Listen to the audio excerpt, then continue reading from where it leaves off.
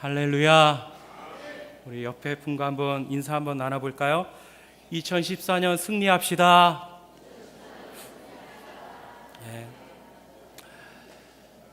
화이팅 하십시오, 여러분. 힘내시고요. 2014년 우리 하나님께서 우리에게 놀라운 승리와 축복을 허락해 주실 것을 믿습니다. 신명기는 그 모세의 고별 설교로 구성되어 있습니다. 3번의 설교가 나오는데 이 설교를 마지막으로 모세는 이제 역사의 무대에서 퇴장하게 됩니다. 이제 모세는 가나안 땅을 앞에 두고 하나님의 부름을 받습니다. 하나님께서는 주신 사명을 다 감당하고 120년의 생애를 마감하게 되는 것이죠. 모세에게는 가장 큰 걱정이 하나가 있었는데 바로 이스라엘의 백성들의 미래입니다. 마치 부모가 자녀의 미래를 걱정하듯이 이스라엘 백성들의 미래가 걱정이 됩니다. 가나안 땅은 젖과 꿀이 흐르는 축복의 땅이기도 하지만 반면에 우상이 가득한 이방의 땅이기 때문입니다. 아직 신앙이 바로 서지 못한 이스라엘 백성들을 두고 생애를 마감하는 것이 걱정이 되는 것이죠. 그래서 이 3번의 설교를 거쳐 자신이 하고 싶은 이야기를 하고 있는 것입니다. 오늘 본문 말씀은 3번의 설교 중에 마지막 설교에 속하고 그 마지막 설교 중에서도 결론 부분을 차지하고 있습니다. 이 말씀은 모세의 유언이고 이스라엘 백성들에게 꼭 당부하고 또 당부하고 싶은 유언과도 같은 말씀입니다. 오늘 말씀의 핵심은 이것이죠. 우리 인생 속에 생명도 있고 죽음도 있고 축복도 있고 저주도 있다는 것입니다. 세상 속에 살아가는 우리에게 좋은 것만 있는 것은 아닙니다. 그런데 하나님은 분명히 말씀하십니다. 선택은 너희의 몫인데 너희는 반드시 생명과 축복을 선택해서 하나님께서 주시는 가나안의 축복을 누리면서 살아가라고 말씀하고 있습니다. 19절의 말씀에 보니까 내가 생명과 사망과 복과 저주를 내 앞에 두었은즉 너와 내 자손이 살기 위하여 생명을 택하라, 이렇게 말씀하고 있습니다. 마치 밥상을 차려놓으면 나한테 좋은 음식도 있고 안 좋은 음식도 있습니다. 하지만 무엇을 먹는가는 우리의 선택인 것이죠. 하나님께서는 지정해서 우리에게 먹여주시는 분이 아니십니다. 무엇을 먹을까는 우리의 선택인 것입니다. 왜 하나님께서 이렇게 하셨을까요? 하나님은 우리를 인격자로 부르신 것이지 노보트로 부른 것이 아니기 때문입니다. 노예로 부른 것이 아니라는 것이죠. 강제로 우리를 이끌어 가시는 분이 아니십니다. 하나님은 나를 인격체로 존중하고 나의 결단을, 나의 선택을 기다리고 그것을 존중하시기 때문입니다.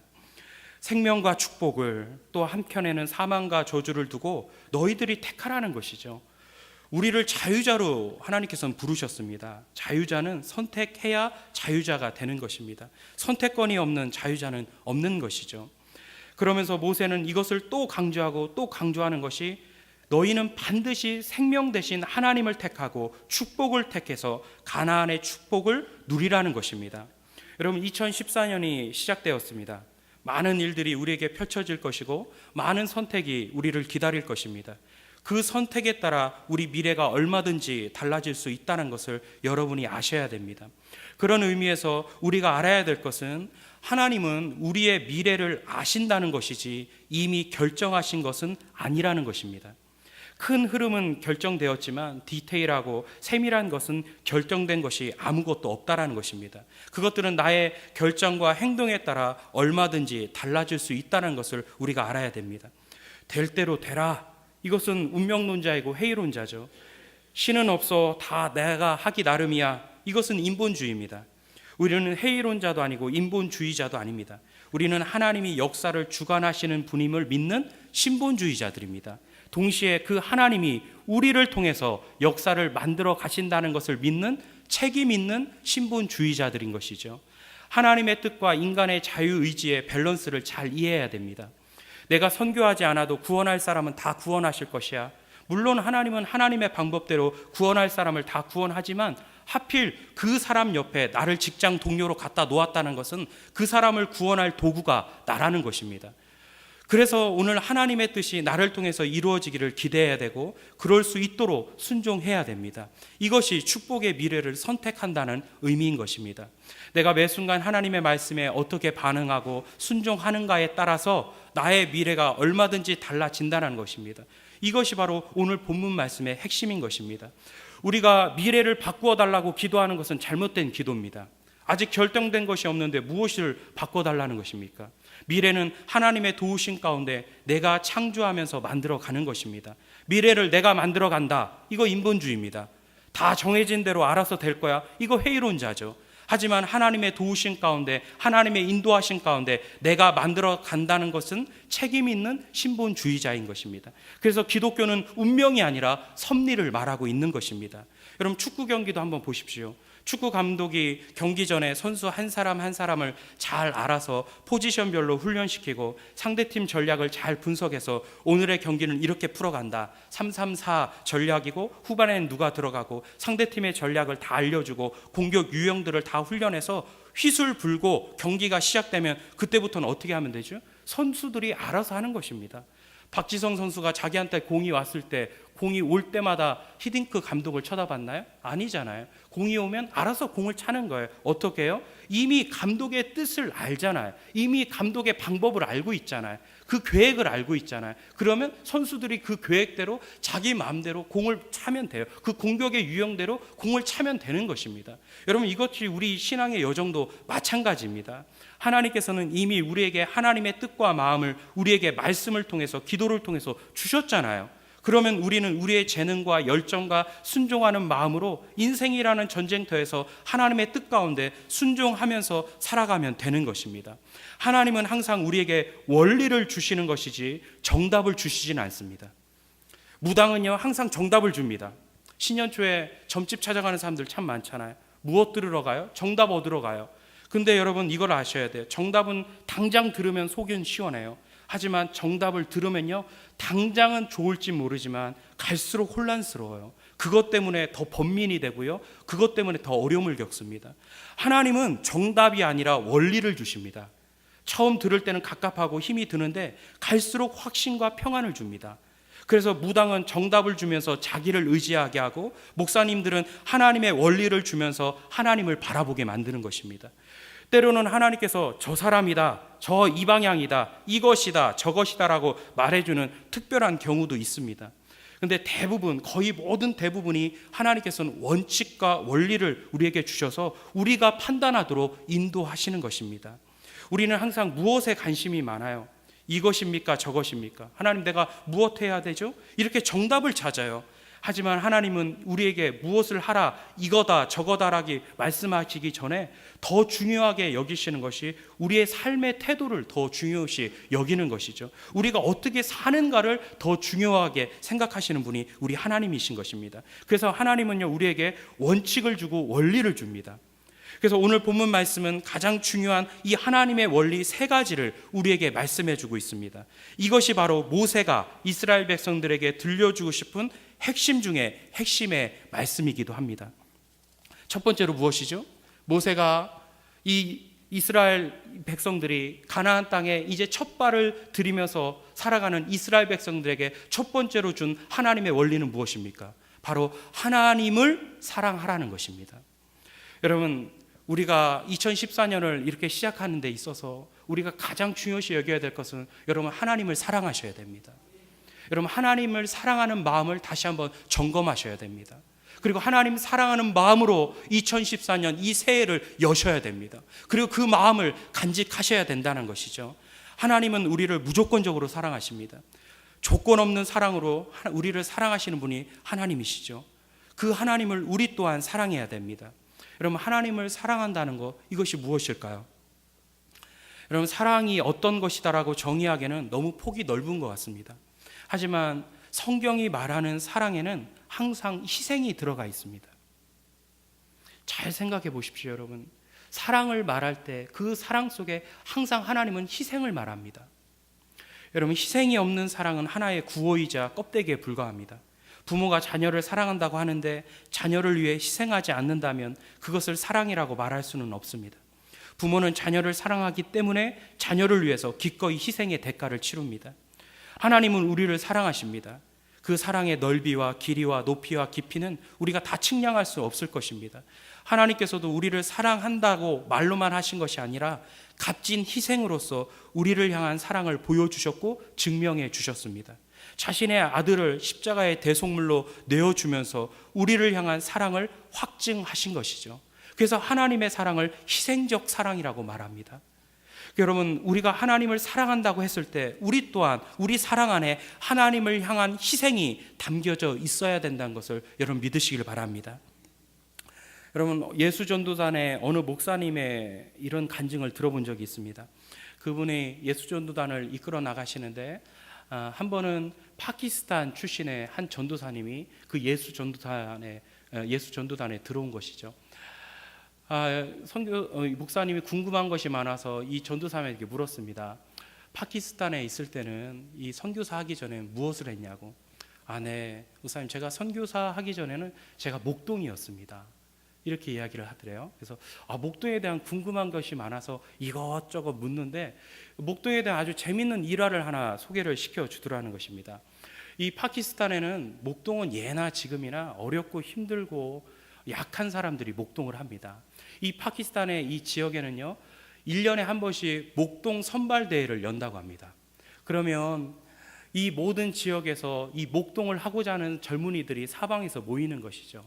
그럼 그 마을에 지역에 유지되는 사람들, 어떤 사람은 양 100마리, 어떤 사람은 양 300마리, 어떤 사람은 양 200마리, 그 지역의 유지들이 양을 모아서 자기의 양을 잘 돌봐줄 목동을 뽑는 것입니다. 그럼 모든 지역에서 젊은 사람들이 몰려들어요. 그래서 이것저것 이제는 테스트를 하기 시작하는 거죠. 근육도 봅니다. 실력도 보고요. 경험도 묻습니다. 이력도 살피는 거죠. 그런데 이것저것 다 살폈다가 마지막으로 최종적으로 테스트하는 것이 이것이 있다고 합니다. 이것을 통과해야만 그 목동 선발대에 뽑힐 수 있게 되는 것이죠. 그것이 뭐냐면 마지막에 이것을 묻습니다. 다 위통을 벗어보라고. 윗옷을 벗으라는 거예요. 옷을 다 벗어보라고 묻습니다. 그럼 이 목동들이 다 옷을 벗는 거죠. 그래서 몸에 짐승과 싸워서 다친 흔적이 있는지를 찾는다는 것입니다. 그럼 몸에 이 짐승과 싸워서 다친 흔적이 있는 그 사람이 바로 그 지역의 목동으로 선발이 된다는 것입니다. 근육이 많아도 소용없어요. 실력이 많고 경험이 많아도 소용없는 거예요. 그 몸에 그 짐승과 사나운 맹수와 싸워서 다친 흔적이 있는 그 사람이 목동이 되는 것입니다. 왜 그렇죠? 여러분, 아무리 실력이 있고 경험이 많고 힘이 있어도 맹수가 왔을 때 그 맹수와 싸워서 양을 지키지 못하는 사람은 사꾼이라고 보는 거예요. 그런데 반면에 실력은 좀 부족해 보이고 몸에 근육은 좀 없어 보여도 그 흔적이 있는 사람은 뭐죠? 그 양을 사랑하는 사람이에요. 끝까지 자기 생명을 아끼지 않고 그 맹수와 싸워서 양을 지킬 수 있는 사람만이 이 양을 사랑하는 진정한 목자라는 기준을 세웠다라는 것이죠. 여러분, 그래서 그 사람, 몸에 흔적이 있는 사람이 목동이 된다라는 것입니다. 여러분, 이런 기준으로 봤을 때 여러분, 예수님은 우리의 최고의 목자가 되십니다. 왜 그렇죠? 예수님의 몸에는요 죄와 싸워서 우리를 살리고자 하는 그 하나님의 그 고귀한, 예수님의 그 고귀한 흔적들이 너무나 많이 있는 것이죠. 머리에, 옆구리에, 양손 양발에, 온 몸에 우리를 살리고자 죄와 싸운 흔적들이 예수님 몸에는 너무나 많게 되는 것이죠. 이런 기준으로 보면 예수님만큼 최고의 목자는 없으신 것입니다. 예수님은요 우리를 위해서라면 값진 희생도 마다하지 않고 생명까지도 내어 놓으실 수 있는 분이 바로 우리 예수님이신 것입니다. 이렇게 예수님이 우리를 사랑하십니다. 이렇게 희생하면서 우리를 사랑하시는 분이 바로 우리 하나님이시고 예수님이신 것입니다. 그렇다면 여러분, 우리가 하나님을 사랑한다 이렇게 얘기할 때 우리 또한 그 하나님을 향한 우리의 희생이 전제되어야 된다는 것입니다. 희생이 없어요. 하나님을 사랑한다고 말은 하지만 우리는 하나님을 향해서 희생이 없어요. 우리도 안에 흔적이 없어요. 하나님을 향한 희생의 흔적이 전혀 없다라는 거, 이거 결코 하나님을 향한 사랑이라고 말할 수 없게 되는 것입니다. 여러분, 하나님의 희생과 하나님의 희생적 사랑과 나의 희생적이라는 사랑 속에 이 희생이란 공통 분모가 만나게 되면 어떤 일이 벌어지냐면 하나님의 사랑을 깊게 깨달아요. 어떤 분은 이렇게 말씀하시는 분도 있습니다. 하나님, 나를 사랑한다고 하는데 내가 하나님의 사랑을 내가 별로 느껴본 적이 없습니다. 정말 하나님이 나를 사랑하신다는 거 내가 잘 느껴지지가 않습니다. 여러분, 이럴 때 가장 좋은 것이 무엇인지 아십니까? 내가 하나님을 사랑한다는 것을 희생적으로 보여주는 겁니다. 그러면요, 하나님의 희생과 나의 희생이 공통 분모가 되어서요, 하나님의 사랑이 어느 순간에 느껴져요. 내가 하나님 사랑합니다, 사랑합니다 이렇게 말로만 했을 땐 잘 몰라요. 하지만 하나님을 사랑한다는 것을 내가 희생으로, 몸소 희생으로 보여지는 그 순간, 그 희생과 나의 희생과 하나님의 희생이 공통 분모가 되면서요, 하나님의 사랑이 느껴진다는 것입니다. 한번 예를 들어볼까요? 제가 전에 있었던 교회 어느 안수 지사님, 어떻게 하나님 처음 만나게 되셨냐고 제가 질문을 드렸어요. 그랬더니 이분이요, 이렇게 이야기를 하더라고요. 아내 따라서 억지로 교회를 나오게 됐는데 그냥 1, 2년 동안에는 아주 무의미하게 교회 생활을 했대요. 그래서 그냥 빈둥빈둥 다니니까 주위에서 교사나 한번 해보라고, 그래서 주일학교 교사를 한 거죠. 그래서 겨울 수련회 때 이제 아이들을 데리고 수련회 장소로 떠난 거예요. 이제 뭣도 모르고 따라간 거예요. 그냥 교사도 할 수 없고 가르칠 수 있는 실력도 없어서 그냥 일 도와주려고, 그냥 잡일 도와주려고 따라간 거죠. 근데 그 주일학교 어떤 아이가 그날 밤에, 겨울밤에 그 옷에 좀 실례를 했나 봐요. 큰 걸로 실례를 했나 봐요. 작은 것도 아니고 큰 걸 쌌나 봐요, 옷에. 그러니까 이 지사님이 어떻게, 사람들이 당신이 좀 닦으라고, 부인 지사님이 당신이 이것 좀 다 해결하고, 빨래도 당신이 빨라고. 그러면서 이분이 이 아이의 그 똥 묻은 팬티를 그 겨울에, 한겨울에 센터에 나가서 손을 호호 불어가면서 그 팬티를 닦는 거예요. 열심히 그 빨래를 하는데 자기 마음속에 이런 생각이 들더래요. 야, 내가 살면서 우리 아들 두 놈 기저귀 한번 갈아본 적이 없고 똥기저귀 한번 갈아준 적이 없는데 내가 생판 모르는 애 이 똥 묻은 팬티를 내가 이게 빨고 있다는 게 말이 되냐고. 내가 어쩌다 이렇게 됐나 이러면서 이 팬티를 빠는데 어느 순간에, 야, 하나님도 나를 이렇게 사랑하는 거 아닌가, 하나님도 나를 이렇게 좋아하는 게 아닐까, 이러면서 하나님 생각이 들더라는 거예요. 그러면서 어느 순간에, 그 순간에 하나님의 사랑이 자기 마음속에 들어오더라는 것입니다.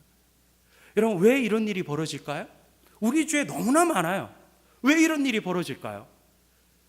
하나님의 희생적 사랑과 내가 하나님께 드리는 희생적 사랑이, 그 희생이라는 공통 분모가 맞물리면서 하나님의 사랑을 깨닫게 되는 것입니다.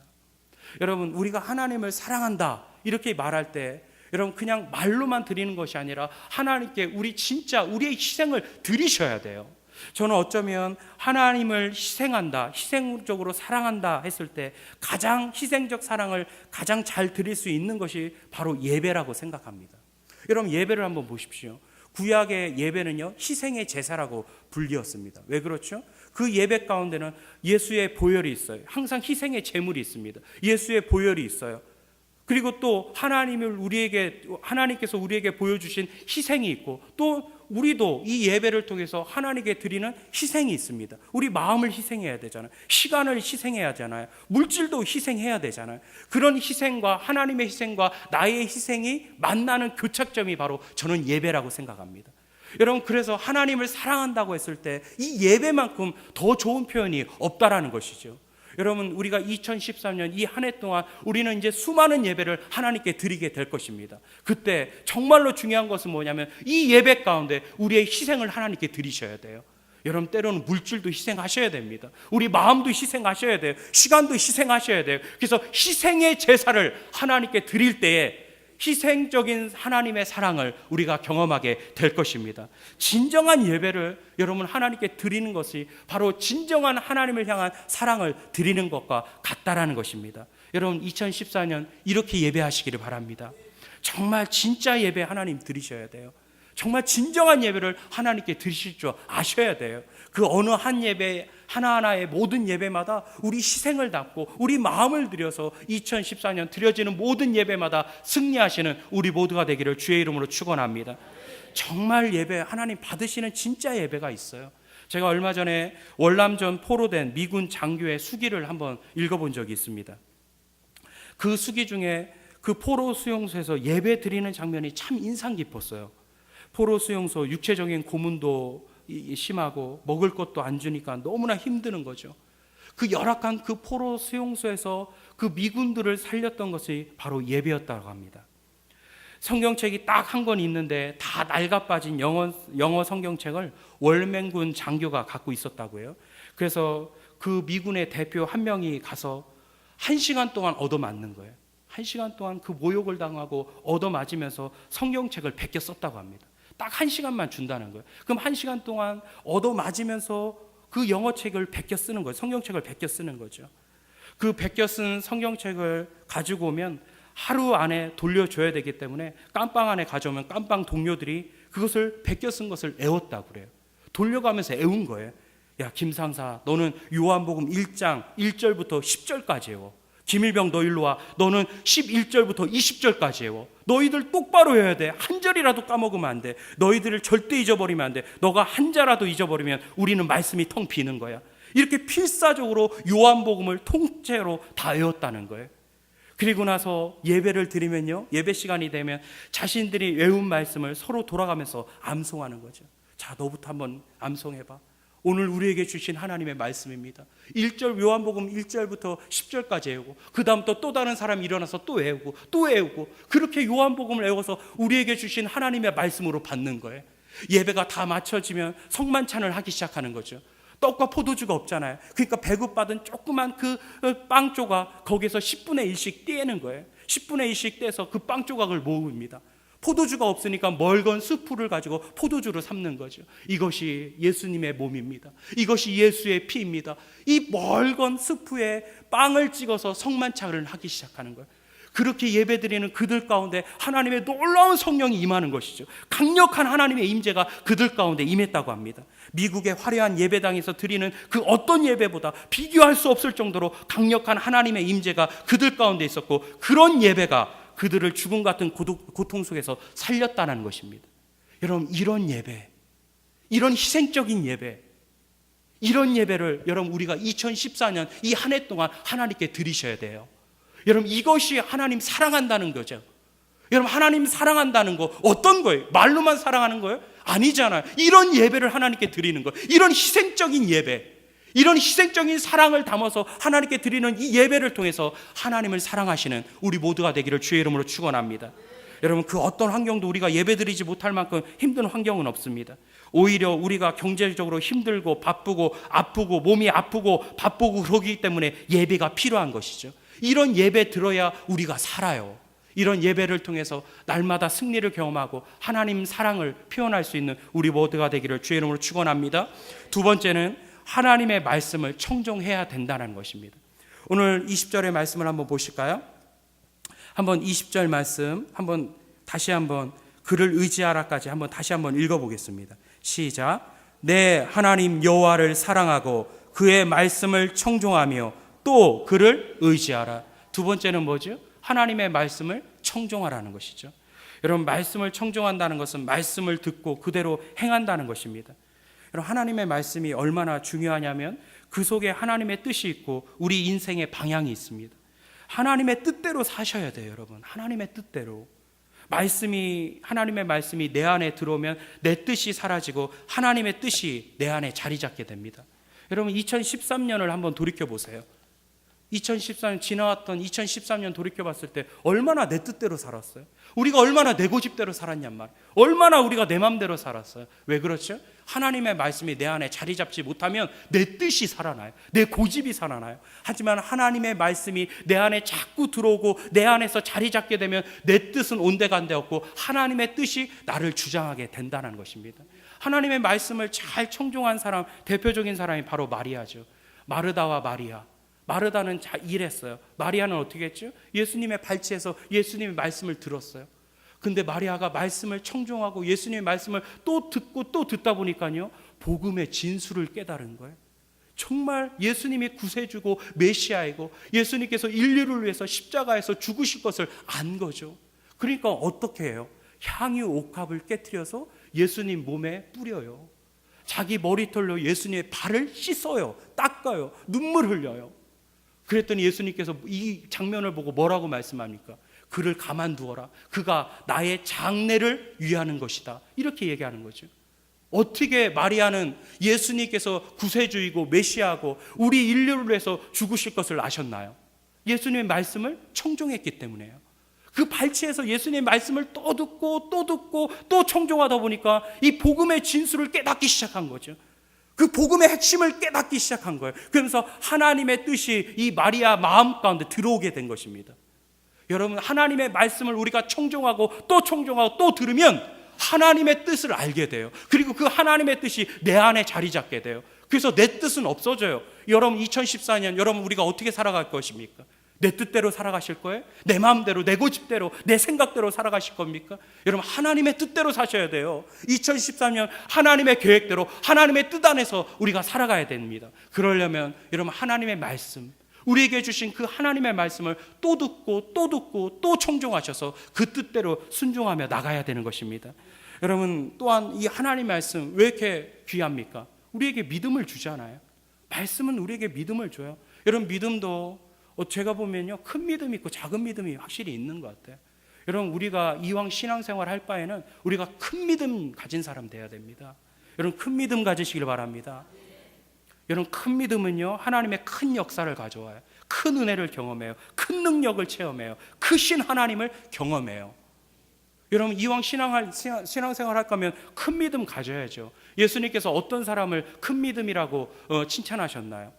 3년 동안 예수님과 함께 다녔던 제자들한테 뭐라고 했죠? 한 번도 야, 믿음이 크다 이렇게 칭찬하신 적이 없어요. 어찌하여 이렇게 믿음이 적으냐, 베드로를 책망하셨죠. 오히려 믿음이 없다고 책망했어요. 믿음이 크다, 믿음이 정말 크다라고 칭찬한 사람들은 누구예요? 로마 백부장, 이방 가나안 여인, 이방 여인, 이런 사람들을 믿음이 크다라고 칭찬하셨어요. 믿음이 큰 사람들 대부분 특징이 무엇입니까? 하나님의 말씀을 그대로 믿은 사람들이에요. 여러분, 백부장 어떻게 믿었죠? 예수님 입에서 내 하인이 낫겠다라는 말만 나오게 해달라고, 그 말만 선포만 해달라고. 그러면 그 말씀이 시간을 초월하고 공간을 초월해서 내 하인이 낫을 줄을 믿습니다. 말씀만 해주십시오. 그냥 말씀만 이 자리에서 하기만 하면, 그 말씀이 떨어지기만 하면, 그 말씀이 선포만 되면 우리 하인은 무조건 낫습니다. 말씀을 믿는 믿음, 그 믿음을 예수님께서 뭐라고 말씀해요? 큰 믿음 가진 자요, 이렇게 칭찬했잖아요. 여러분, 큰 믿음이 있다고요. 큰 믿음이, 하나님께서 칭찬하시는 큰 믿음이 있어요. 여러분, 큰 믿음 어떻게 우리 안에 이루어질까요? 하나님의 말씀을 청종할 때. 여러분, 우리가 하나님 주시는 모든 하나님의 말씀마다 우리가 아멘으로 받아 먹으면 그 말씀이 우리 안에 큰 믿음을 가져오게 될 것을 믿습니다. 여러분, 또한 우리 하나님의 이 말씀 왜 이렇게 중요한가요? 내가 정말 힘들고 어려울 때 하나님의 말씀 한 구절 듣는 것이 얼마나 힘이 나요.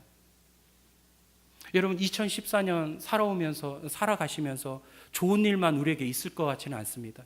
때로는 어렵고 힘든 일도 있겠죠. 여러분, 그때 어떻게 우리가 이 문제들을, 어려움을 이겨내실 거예요? 내가 정말 힘들고 어렵고 지칠 때 나에게 주신 그 하나님의 말씀 그 한 구절이야 나를 살려요. 그 말씀이 나에게 힘을 주고요, 위로를 줘요. 얼마 전에 우리 김사만 목사님, 명성교회 김사만 목사님 이런 간증 제가 들어봤는데, 모든 하는 일마다 안 되는 거예요. 교회에 갔는데 자기는 계속 교회에 있고 싶은데 쫓아내고, 그래서 교회에 개척하면 개척해도 교회가 안 되고, 너무나 힘들고 어려울 때 그 영등포 교회 지금 최고령 되시는 방지일 목사님이 이사야 말씀을 주시더라는 거예요. 너의 미래가 열려지게 될 것이다. 이 말씀 한 구절을 딱 들려주시는데 그 말씀 한 구절에 너무 위로가 되더라는 거예요. 너무 감동이 되더라는 거예요. 그래서 그 말씀을 붙잡고 일어섰다는 거예요. 여러분, 내가 정말 힘들고 지치고 어려울 때 하나님의 말씀 한 구절 들을 때 얼마나 힘이 납니까? 여러분, 우리는 사람의 소리에 지쳐 있잖아요. 여러분, 사람의 소리에 이제 지겹지 않으세요? 얼마나 많은 사람의 소리가 우리 주위에 있어요. 그 사람의 소리가 나를 살리는 게 아니에요. 오직 하나님의 말씀이 나를 살려요. 하나님의 말씀이 나에게 힘을 주고 위로를 줘요. 여러분, 힘들고 지칠 때 하나님의 말씀으로 다가가십시오.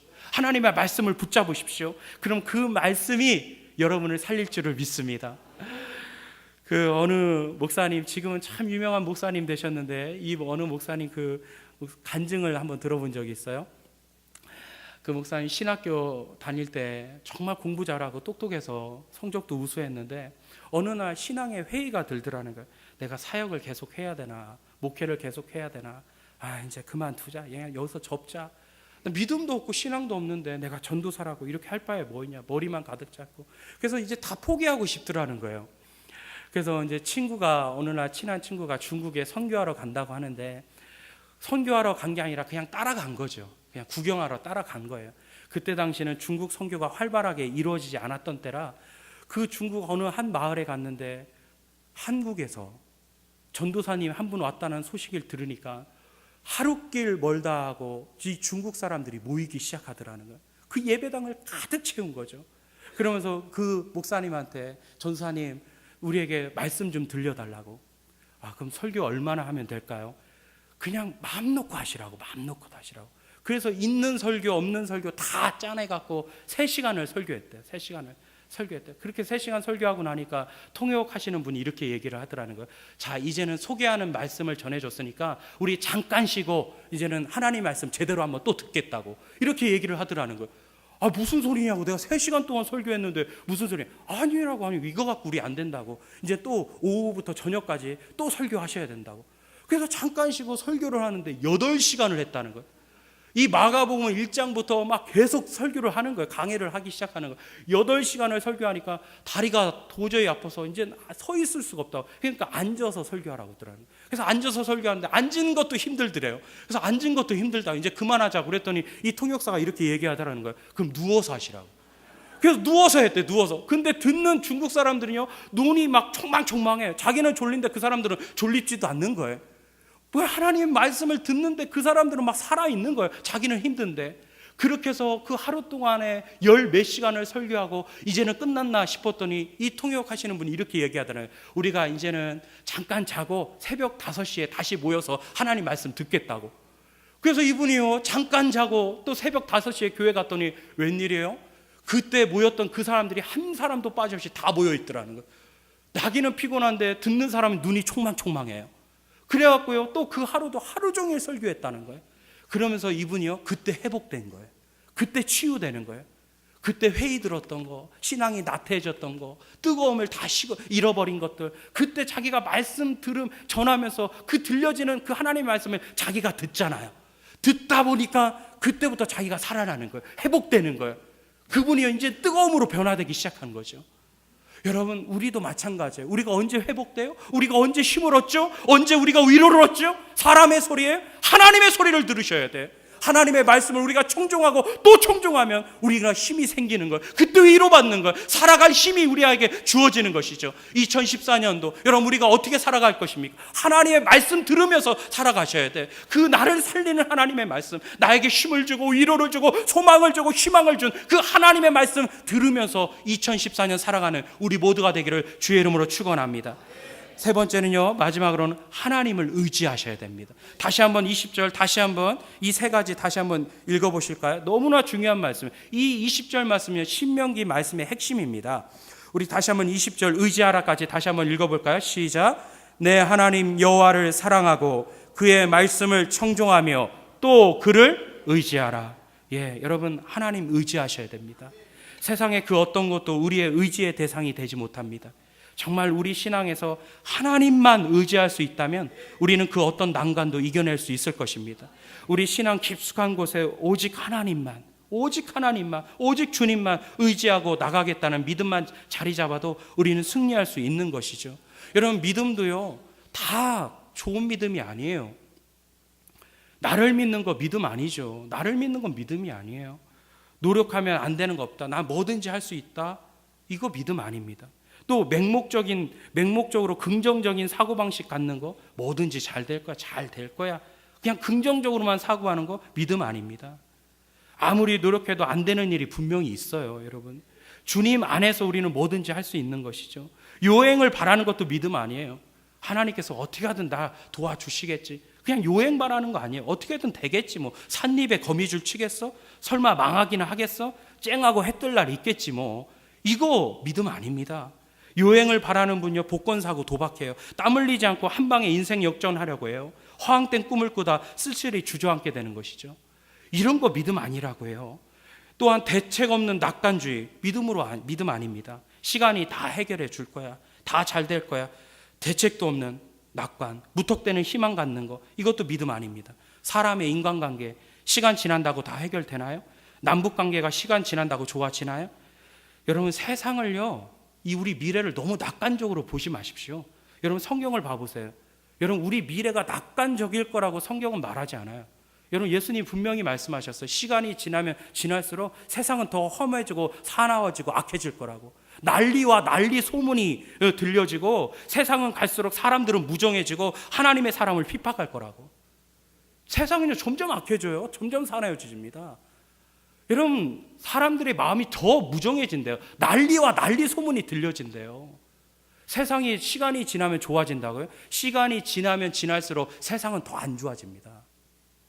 여러분, 그럼에도 불구하고 우리가 희망을 갖고 소망을 가질 수 있는 것은 이 험한 세상 속에서 하나님이 나와 함께 있다고, 하나님이 나와 함께 하시고 하나님을 의지할 수 있고 하나님을 붙잡을 수 있기 때문에 우리가 희망과 소망을 가질 수 있는 것입니다.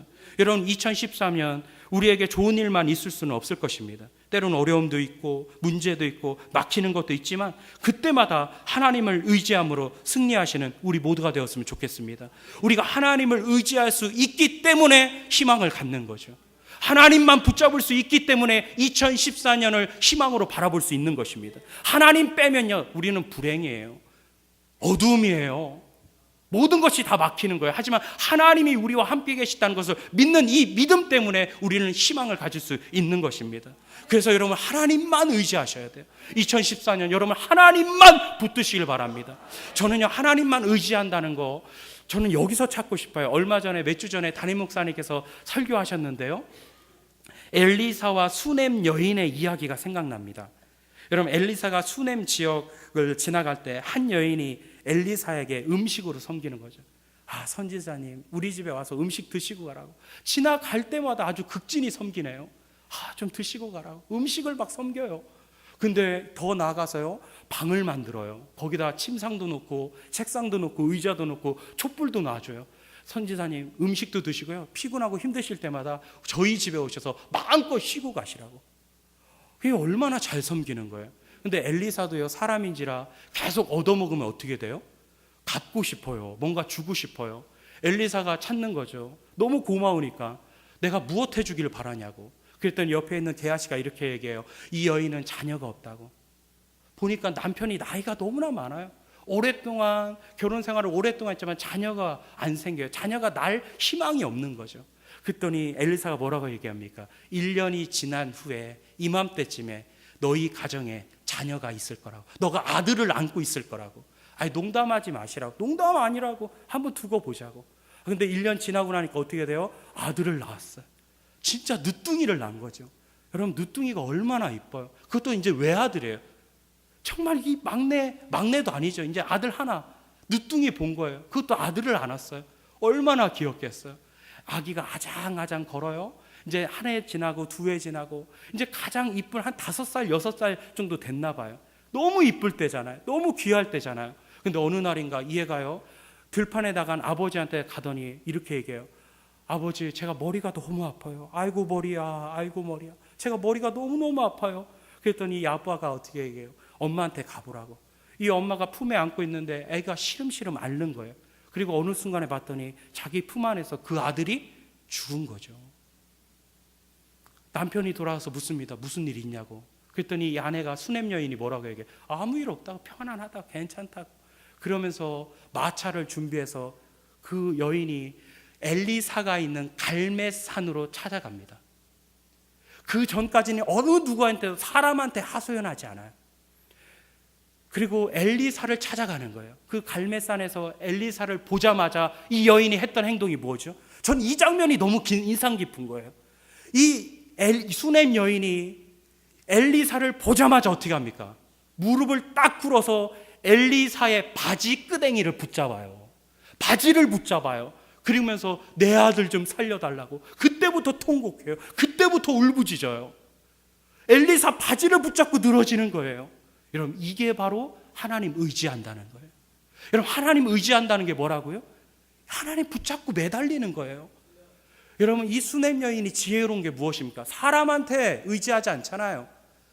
여러분, 어렵고 문제 있을 때 사람 찾아는 것만큼 어리석은 거 없어요.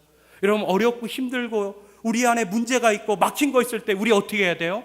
하나님만 의지하셔야 돼요. 하나님만 붙드셔야 돼요. 하나님 전 앞에 나가서 하나님 붙잡아야 돼요. 이렇게 수냄 여인처럼 하나님밖에 없습니다. 하나님, 내 문제 해결해 주세요. 내 어려움 해결해 주세요. 막힌 거 열어주세요. 나 하나님밖에 없는 거 아시잖아요. 하나님, 나 도와주세요. 이렇게 하나님만 의지하고 나갈 때 문제가 해결될 줄을 믿습니다. 여러분, 우리 2014년 여러분 하나님만 의지하심으로 말미암아 승리하시는 우리 모두가 되기를 축원합니다. 여러분, 2014년 여러분의 모든 생활과 가정과 자녀의 모든 삶 속에 가나안의 축복이 임하기를 주의 이름으로 축원합니다. 축복을 누리셔야 돼요. 하나님이 이미 우리에게 가나안의 축복을 주셨습니다. 여러분, 그렇다면 이 축복을 누리려면요, 이 세 가지 원리를 반드시 기억하십시오. 하나님 반드시 사랑하셔야 됩니다. 그리고 하나님의 말씀을 청종하셔야 됩니다. 그리고 하나님만 의지하셔야 됩니다. 이것을 통해서 가나안의 축복을 누리시며 살아가는 2014년 되기를 주의 이름으로 축원합니다. 기도하겠습니다.